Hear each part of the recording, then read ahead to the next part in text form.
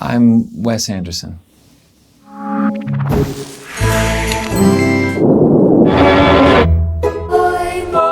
Wow. Take a breath and hold it. Now cough.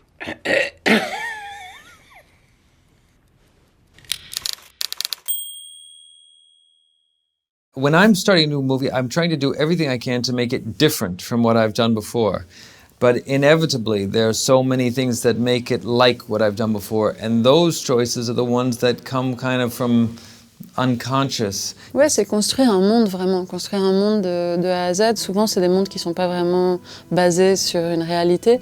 Moonrise Kingdom, c'était les années 60, peut-être vaguement en Nouvelle-Angleterre, mais on a créé une île fictive avec une époque fictive, mais il fallait qu'elle se tienne et qu'elle soit complète. Pareil pour Grand Budapest, c'est une époque fictive dans un pays, Zubrovka, qui n'est pas réel. Que ce soit Megasaki ou Zubrovka ou l'île de Moonrise Kingdom, il faut créer un monde à part entière. Donc ça passe par le travail que fait Wes avec ses acteurs pour les faire entrer dans son monde en leur montrant des films de référence, des images, vraiment en les baignant dans l'ambiance de la chose. Mais ça passe aussi par ce qui est devant la caméra, comment créer un monde à part entière, donc les décors, les accessoires, les costumes, toutes ces choses pour lesquelles Wes est connu et qui aident à faire un monde qui se tienne, qui ait sa propre logique.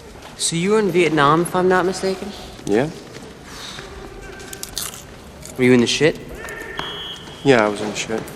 J'ai l'impression que lui aime raconter des moments de vie plus que de grandes aventures épiques. La force des films se fait plus sur le développement de ces personnages que sur l'aventure en elle-même et sur l'histoire en elle-même. Et c'est la manière dont finalement le monde peut devenir une famille recomposée. Et que dans ces films, souvent les personnages fabriquent une nouvelle famille, et ils sont issus souvent soit de familles où il y a eu des séparations, soit de familles où il y a eu des deuils, soit les deux. Et l'idée, c'est comment on recompose, comment on recrée le lien familial ailleurs que dans la famille, à travers l'amitié, à travers l'amour, à travers parfois un mélange des deux. Well, usually I feel like the characters tend to guide you in the story.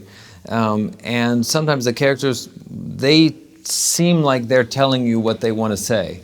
It's probably more like a metaphor because really we're just inventing it. It's coming from our minds, but it's coming from our experience or it's coming from our imaginations.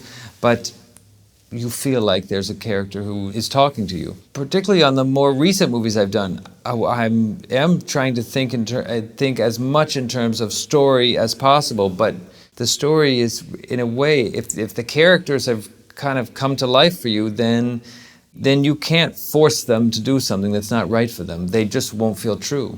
I'm not really the kind of person that looks for themes or ponders too much, what ties them together. Obviously, there's a sense of humor. How long have you been a smoker? 22 years. Well, I think you should quit. I might notice that I'm repeating something in my own work, and I do it only because I feel like that's the right thing for the story, that's the best I can do for the story. I don't ever do anything to try to link one of my movies to another one. I want to make them as separate as I possibly can, but I usually am not that successful in that. Wes travaille quasiment tout le temps, il est hyper prolifique. Je me souviens, j'ai reçu le scénario de Grand Budapest Hotel 3 jours avant l'avant-première de Cannes de Moonrise Kingdom, donc il s'arrête jamais. With all the projects I've done with Wes, he's the director ultimately, so he's leading the way and he has a feeling for something he wants to do, which is the film he'll be directing. So then we all work as writers to serve that, but ultimately he's making the final choices because he's going to be making the film, and there's something he's trying to find. When Roman and I have worked with him, or Roman has worked with him alone, and we basically are trying to figure out what the movie is, almost like it's a movie that he saw but forgot or something. But the best part about it is just that we like to be in the same room, and we like to write chronologically, from start to finish. I guess the main thing is you just can't be afraid to say a bad idea. Well, at least Wes doesn't seem to have bad ideas, or Roman. I say a lot of dumb stuff. C'est la vie. When I start making the script, I don't really know what it's going to be. I'm trying to find the story in the process of making it. Usually it's a process of trying to find a story that feels like it already exists somewhere and we're waiting for it to be revealed to us, me and my collaborators. On this last movie, Isle of Dogs, I was working with Jason Schwartzman and Roman Coppola, and we've worked together on other stories. And that's always been our feeling, like we're looking for something that already exists, but we don't know where it is, and it's going to slowly reveal itself to us.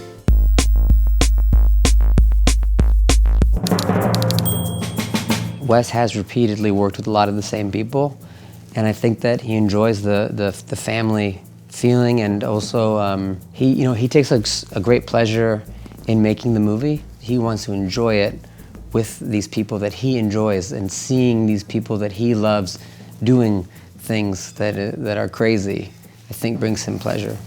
I think the fact that Wes tends to rely on the same collaborators time after time, must influence his work or make it feel of a part. Wes enjoys making things in an ensemble, and he always chooses to write with partners, because I think he likes to make things with company, and it's like anything, to do activities, whether it's go to a movie or experience travel. When you do it with a group of people that you like and can appreciate things with, that's just part of his nature, I think.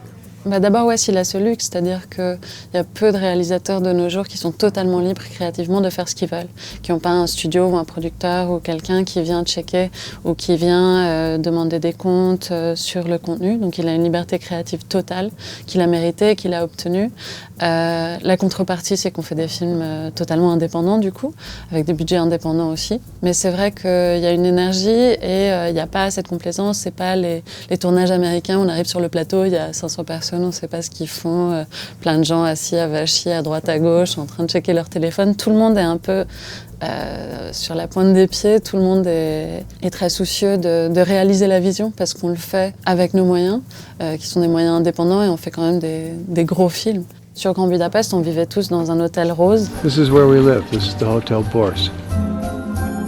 This is a living experience. We're living this life in this hotel, in this small, beautiful, preserved town.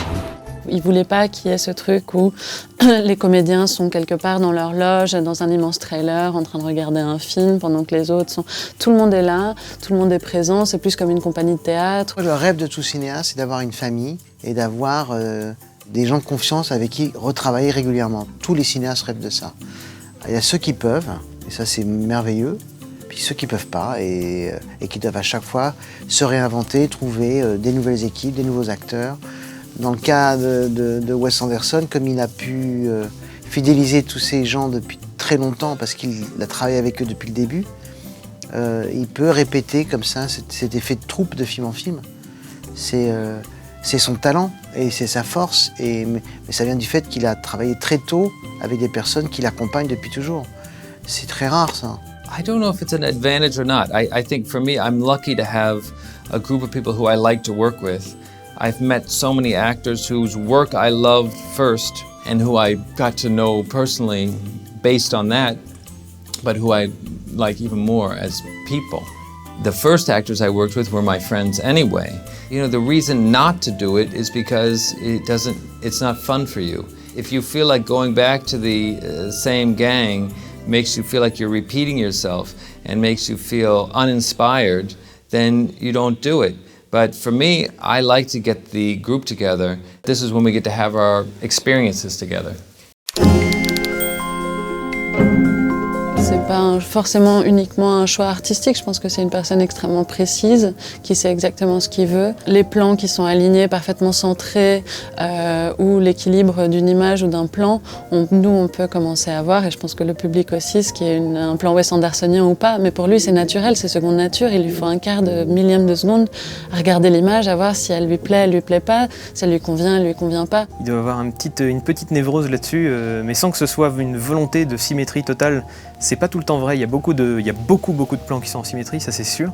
Mais il y a aussi beaucoup de plans qui cassent ces trucs-là et qui sont composés d'une certaine manière. Et c'est pour ça que je pense aussi qu'il n'y a pas de méthode pour Wes Anderson. C'est purement feeling. C'est tiens, cette scène-là, on va la faire différemment et on va la faire comme ça. Je voyais dans les compositions de certains trucs 2D où il casse complètement toutes les règles que moi j'avais appris à l'école de composition, des règles classiques de composition d'images. Et donc nous au début on se dit mais ça va être merdique. Puis on le fait, puis on se dit putain c'est trop bien. Anytime we're doing a shot, I'm trying to tell this part of the story. And what I'm usually thinking about is what goes in the frame. What's the information we need to get across? How can we enhance the world of the movie? You live in a fancy apartment off the boulevard Saint-Michel. Ouais, Wes travaille depuis longtemps avec Randy Poster, donc sur le choix de la musique. He's been working with Randall Poster, who's music supervisor, and they have this incredible relationship. Hi, I'm Randall Poster. I work as a music supervisor, most notably for the great director Wes Anderson. Well, I think that like any other foundation element, image, story, the music is part of the fabric, and Wes has great insight and sensitivity in terms of how to use music, and also has a strong sense of the emotional content in songs and in score. Your hand on his arm, haystack charm around your neck. This time tomorrow, where will we be? Esse é o grande controle da minha gestão, tão grande que eu não sei. One of the virtues of working together and having continuity is that we can sort of talk about the music before we've made the movie. On Rushmore, I remember he gave me a cassette, because it was a cassette in those days, and he said, "This is the soundtrack to the movie. This is before we made the movie." And then I brought it with me to Houston, and I would listen to the songs for each scene, like it gave me the feeling of the scene.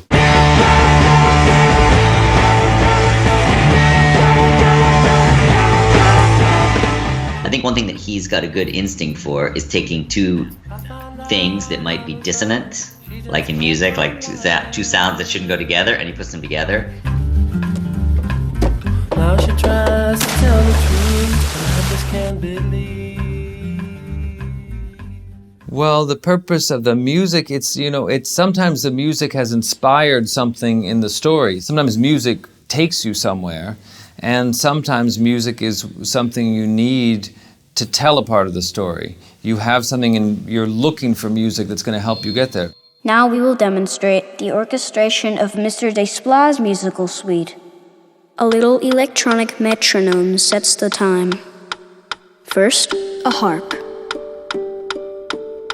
I've worked with Alexandre Desplat for some years now, and he's doing something different. He's saying, what can my own artistic voice do to enhance this movie? That's like another writer joining into the process. There's many different ways that music works quite different from one version versus the next. They take place at different times in the process, and they can have a completely different effect on the movie.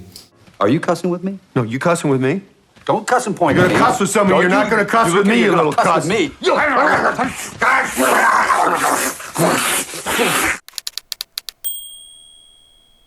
Je pense que ça a été pour lui une vraie découverte, cette idée d'animer, de travailler sur l'animation. Et c'est vrai que Wes a sa propre façon de faire les films, influencé un peu par la stop motion, où il faut réfléchir à un plan à tous les niveaux. Là, on est sur un plateau, je suis là.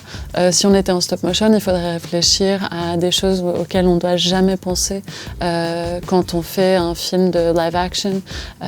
Ok, il y a une personne assise sur une chaise, est-ce qu'il y a du vent? À quel moment exactement arrive le vent? Quelle vitesse exacte? Qu'est-ce qui déplace? Est-ce qu'il y a des nuages dans le ciel? À quoi ressemblent les nuages? Quelle forme ont les nuages? À quelle distance sont les nuages? Et faire toute une période de recherche et de développement sur ce truc-là. Des choses qui ne sont absolument pas demandées quand on fait des longs métrages de fiction. Mais même le précédent, Grand Budapest Hotel, ressemblait déjà presque à un film d'animation. Donc, Les animateurs ont chacune leur personnalité. Quand j'ai commencé le film, le producteur d'animation me disait « Quand je regarde Fantastic Mr. Fox, je sais quel animateur a animé quel plan. Et je vois la personnalité du plan qu'il a fait. » Et j'ai dit « Mais c'est de la folie, jamais de la vie. » Et maintenant, quand je regarde ce film, je sais quel animateur a animé quel plan, non seulement parce que j'y étais, mais parce qu'on sent la personnalité de chaque animateur. Ils sont vraiment castés comme le casting, et c'est des stars. Autant nos stars qui font les voix sont des superstars mondiales, autant nos animateurs sont des superstars mondiales. Et ils sont castés pour leur force. Certains sont très bons en émotion, des gros plans sur des visages, d'autres en action, faire un gros plan avec des choses qui explosent et des gens qui courent dans tous les sens, et ils sont vraiment castés. Et autant Wes travaille de manière très précise et proche avec ses acteurs voix, il va avoir le même type de lien et de direction très personnelle avec ses acteurs physiques, on va dire, qui sont les animateurs. J'ai travaillé sur le film L'île aux chiens, sur la partie animation 2D. Le dialogue avec Wes, ça se fait essentiellement donc par mail, parce que c'est quelqu'un qui n'est pas présent sur le tournage, et il est à la fois peu présent physiquement, mais il est omniprésent partout. C'est que des fois, je lui envoyais des mails au milieu de la nuit, il répondait du tac au tac, il voit tout. c'est Sauron. C'est horrible, mais c'est à la fois très, très intéressant de voir à quel point le gars est focus sur son film et qui fait rien d'autre. C'est-à-dire certes, il n'est pas là présent, mais c'est son film. À aucun moment, quelqu'un ne peut dire que c'est pas un film de Wes Anderson parce qu'il n'était pas sur place. C'est faux, totalement faux. Well, I wanted to do another. I'd done one stop motion movie before. I wanted to do it again because I had a good experience doing it, but also I learned so much about how to do it, and I thought if we do it again, I'll be able to do it better. From things I learned during Fantastic Mr. Fox, I think we were able to make a bigger, larger scale movie with basically the same kind of means with Isle of Dogs.